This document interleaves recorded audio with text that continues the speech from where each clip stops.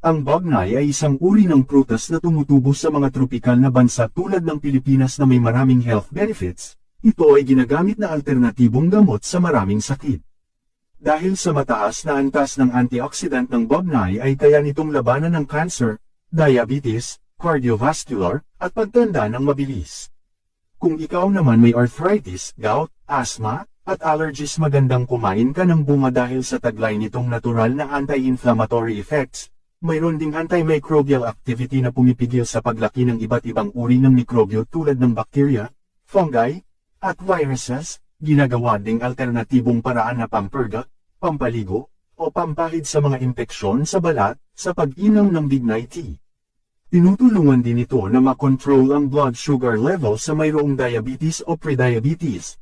May kakayahang ding pababain ang cholesterol at triglycerides levels na maaaring magdulot ng komplikasyon sa diabetes,